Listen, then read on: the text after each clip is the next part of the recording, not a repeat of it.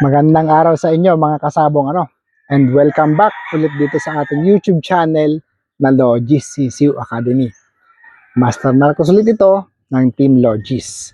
So pag-usapan natin ngayong araw na to ang sabong dominance. Sabong dominance. So ang tanong, meron nga bang nakakapag-dominate ng sabong sa panahon na to? Ang tanong, wala. Ang tanong, wala. Pero ang pinaka-importanting tanong, bakit wala nang makapag-dominate sa panahon ngayon? At dati, meron ba? Meron ba?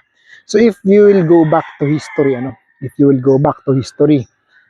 doon sa mga nare-research natin, nababasa natin, mga kwento ng mga naunang breeders sa Amerika, talagang mapapansin nyo, yung mga old-time breeders na kakilala natin, talagang nakakapag-dominate sila ng labanan, May mga tinatawag tayong main na labanan na talagang tapatan doon, tapatan.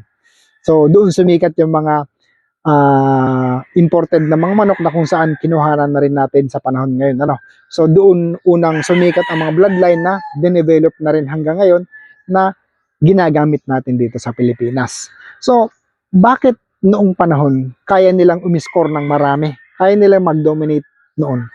So ito, opinion ko lang naman to. So unang-una, nung unang panahon, kukonti ang breeder.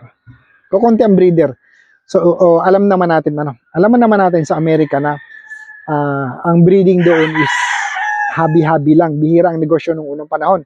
So hobby lang talaga. Ito, gusto ko itong magmanok, magbe-breed ako ng ilan lang, 10, 20 lang. Ito lang ang kaya kong gastusan, ito lang yung kaya kong alagaan. Kasi sa Amerika, masyadong mahal ang labor. Masyadong mahal yung hire ka ng tao para mag-alaga ng manok. Masyadong mahal. So, kumbaga, more on hilig lang talaga ang pag-aalaga ng manok nun. Except sa mga breeders na mga mayayaman na may mga pera na kayang mag-hire ng mga helpers. So, mapapansin nyo, yung mga sumikat na mga breeders noon, mga mayayaman sila. Kaya nila mag-hire. So, meron silang tinatawag na silang may-ari, pero may nagbe-breed para sa kanila. They can hire, they can shoulder the expenses. So, sila ang pagdating ng labanan ng main, sila mismo ang maglalaban. That's why may mga nalalaman tayo na ito yung score ni ganito, ganyan. Yung score sa ganito, ganyan, out of 50 fights, meron siyang score na 40, meron siyang score na 30, ito naman si ganito, ganyan. May score sa 20 fights, sa main, nagtapatan yung dalawang idol, may score naman siya ng 12, ganyan. So, something like that, So, kung mapapansin nyo, kaya natatawag nating nag-dominate sila noon, kasi sila lang naglalaban. So, kung ako, mayaman ako, marami akong manok, may breeder ako, kaya kong magbayad para mag-alaga ng manok, marami akong maaalagaan na manok, marami akong mapipiling manok na magagaling, marami akong bloodline na maridevelop. As compared doon sa mga nakakalabang ko na kung 20 lang ang kaya niyang alagaan ng manok, 20 lang kaya niyang i-breed, hanggang doon lang. So pwedeng may-score siya ng 10. So pagkatapos ng 10, wala na siyang class A.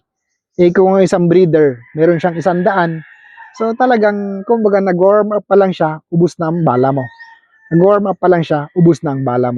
So, yun lang yung analysis and opinion ko sa mga laban ng unang panahon kung bakit mayroong nakakapag-dominate, mayroong mga 14 times winner, mayroong mga 10 times winner. So, talagang, kumbaga, in short, ang competition ng unang panahon, magaan kumpara sa ngayon. So, kung bakit ko nasabing magaan, nung unang panahon, sabi ko nga, iilan lang ang breeder na mayayaman na may pera na kaya magpadami ng manok. Kaya ako nasasabing magaan kasi, syempre, pag may manok ka na magaling, ikaw lang nakapag-develop nun, pwede mong hindi ibenta, pwede mong hindi ilabas. So, yung mga kalaban mo, nagde-develop pa lang ng manok na itatapat sa'yo, ikaw nakagawa ka na naman ng panibagong manok, natatalunin sila. So, kumbaga, you are always one step ahead. You are always 1 or 2 steps ahead as kumpara sa panahon ngayon. So ngayon, pumunta tayo sa panahon ngayon.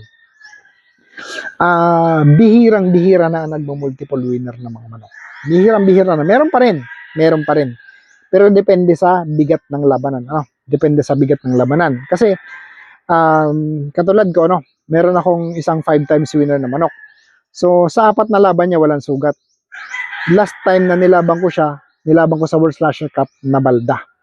So yung 5 times na pagkapanalo niya na walang sugat, although puro derby naman yun, yung stag sa kabulstag sa isa sa 5 ka, kung sa World Slasher Cup ko nilaban, yung 5 laban niya na yun, posibleng hindi siya umabot ng 5. Posibleng hindi siya umabot ng 5. So kumbaga, very subjective na rin ang pagre-record, pagkakaroon ng mataas na record na panalo ng isang manok sa panahon ngayon. Kasi kahit pa nakasampu yan, kung dyan lang naman sa labanan na medyo magaan, siguro hindi makakasampu yan pag dinala mo sa mabigatan na labanan sa gitna ang labanan. So talagang, kumbaga mapapansin nyo, sobrang hirap na ng labanan ngayon. Sobrang hirap na ng labanan ngayon. Lalo sa Istagan. Istagan, walang big time. Kasi nga, mayroong human factor, mayroong umi-score ng consistent, pero umi-score siya ngayon, kinabukasan, masama na naman ang score niya. Dahil nga, mayroong human factor involved. So sa Istag kasi, since very sensitive ang Istag, kahit anong ganda, kahit anong galing, kahit saan pagaling yan, pag nagkamali ka ng pointing, kasi ang pointing is a relationship between digestion and moisture. So pag nagkamali ka, since sensitive ang stag, hindi kikilos ang stag mo. Posibleng gumiri pa yan kasi nga hindi magandang pakiramdam eh. So may mga napapapansin tayo sa mga labanan, sa mga sagradas na pagbinitawan, bakit ganun? Gumiri ang manok natin, hindi naman normal na gumigiri yon. Ibig sabihin, error in pointing. So, walang nakakaligtas dyan, kahit big time, kahit small time, kahit mayaman, kahit mahirap, walang nakakaligtas dyan. So, minsan, kita mo, ang sama-sama ng tayo ng kalaban mo, tangkaro, napiki na ewan, ang pinustahan mo yung magandang manok, pag bitaw, gumiri, pinalo bigla, patay yung magandang manok. So, nandoon yung human errors na factor doon. Kaya, sa Istag, huwag kayong matatakot sa mga big time kasi pwede magkamali din yan katulad natin. So, mas mahirap sa Istag kumpara sa Cax. Sa Cax naman, mapapansin nyo, may mga consistent na umi-score. So, yung mga Cackers na kilala natin, ayoko lang magpangalan, na mga talagang hinahangaan natin, consistent sila. So, alam nyo kung bakit? Unang-una, marami silang ipon na manok. Nakakabili, nakakapagpagulang. So, sa Cax kasi, pag labanan ng January, February, talagang banggaan yan. Sariyo pa mga Cax, talagang ubusan ng Cax. Pagdating ng Marso onwards, wala nang gaanong mga alas na natitira. Konti na lang natitirang alas. Kaya nga pag mga labanan ng mga Mayo, Hunyo, talagang pahirapan. Lamang ang may ipon na manok, lamang ang may sariwang manok. Kasi isama na natin sa factor yung nagda-dry out na sila kasi summer season yan, kasagsagan ng init, Mayo, Hunyo. April, May, June, kasagsagan ng init yan. So, lamang yung Cackers, lamang yung may ipon, lamang yung may napapagulang na manok. Kasi as a breeder, sabi ko nga sa inyo, ang objective natin, mapaikot natin ang pera sa manukan. So, kung magpapalugon ka ng Cax, 2 years na, nakatenga ang pera mo dyan, hindi umiikot. Pag may namatay, pag may nagkasakit, pag may nabalda, kung ano pang nangyari, pag may nanakaw, so lugi ka na kasi ang laki ng capital mo sa Cax. Kaya nga mahal ang mga fighting Cax, pag Cax season, mahal talaga sila. So, pero kahit na sabihin nating lamang sila, wala pa rin nakakapag-dominate. Open na lahat ng bloodlines ngayon. Pwede ka nang bumili kahit saan, kahit kanino.